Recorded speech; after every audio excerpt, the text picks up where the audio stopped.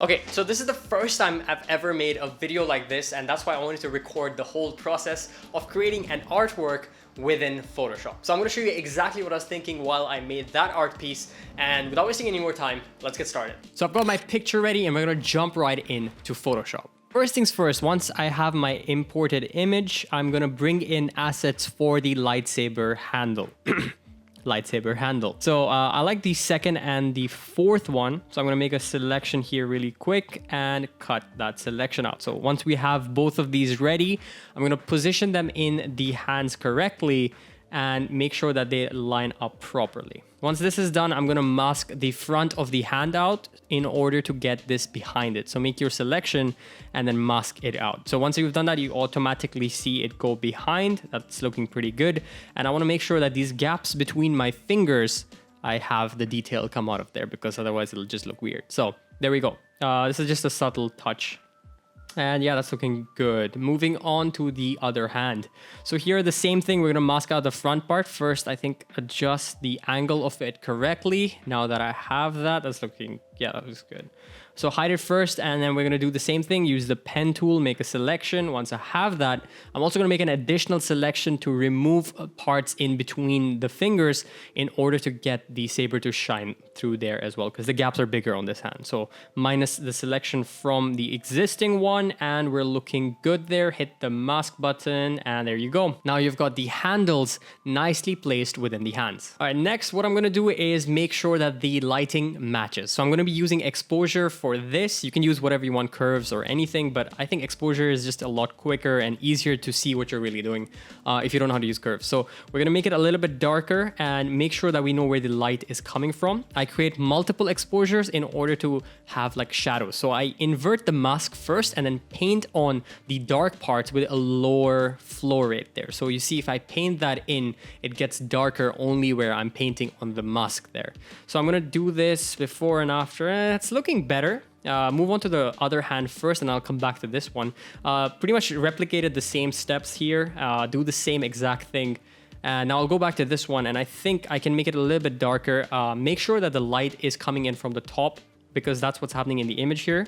So I'll just speed this part up for you guys so you can see exactly what I've done here. So that's the before and the after. I actually quite like how this is looking so far. Now what I'm going to do is actually group these together to right and left so that I can actually go back and change whenever I need to. I always do this because organization is key. Then I'm going to create a very, very dark exposure for this, like extremely dark, for where my hand touches the saber. This is very important because that's the point of contact, and that should be very dark. It really helps sell the effect to make it look a lot more realistic, because wherever you're touching it, there's going to be no light shining through. So you can see that really quickly. Just doing that before and after, you can see how much difference that really makes. It actually looks like I'm holding it. So I'm going to do the same thing for the other hand as well, and it's pretty quick with that one. You can see now we have this, and it looks very, very good. So I'm going to create the saber now using a regular selection here. You can use whatever tool and create a new solid color. So once you have this, you can put this on the white color, and we're going to change that later. So first we'll duplicate this and put it on the right saber as well. Adjust the angle for this. Now we're looking good.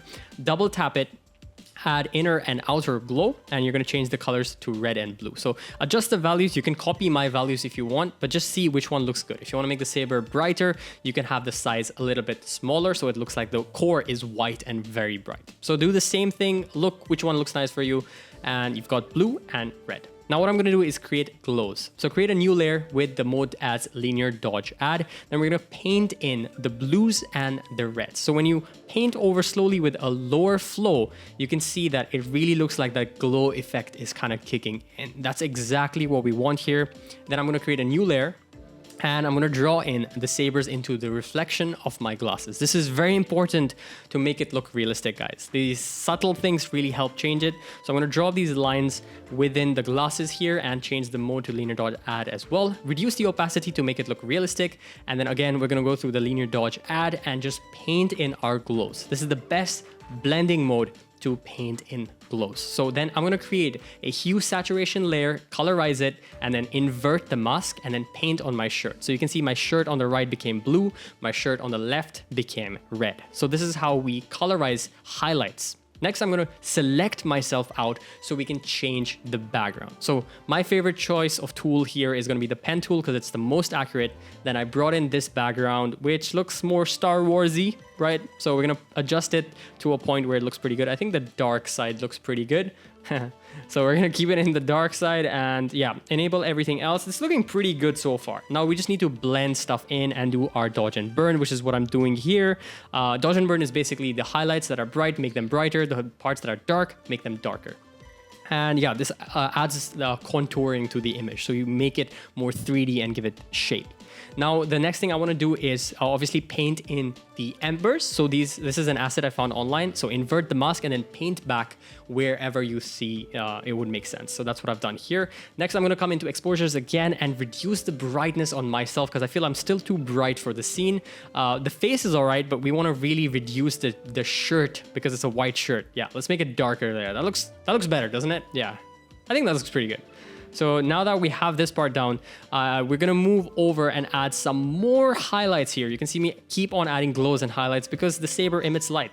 Then we go on to the background layer, add a field blur. You can use the field blur or the tilt shift, up to you. I use field blur because I can readjust the values however I wish. So closer to me, the ground should be more in focus than the background. So once that's done, looking very, very realistic. One last touch is go over to your sabers and add in a Gaussian blur. This is very important because when you have the Gaussian blur, it cannot be as tack sharp as everything else because right now the Saber is too sharp. So I'm gonna give it a small blur value here, 1.5 I think looks good. There we go. So it blends in a little bit better. Then I'm gonna readjust. I think this looks good. Then we're gonna merge all of these together for our final color grade. So convert it to smart objects so you can readjust if you need to. Filter, camera raw filter. Here is the Lightroom style thing. So add more contrast, reduce highlights just a little bit, add more shadows, add a little bit of white, reduce blacks a little bit, add texture and clarity. I think I'll readjust the contrasts as well later, but let's see how it looks so far. Add vibrance because we want those colors to pop. Create the gentle S-curve like we always do and add in a little fade right there at the bottom.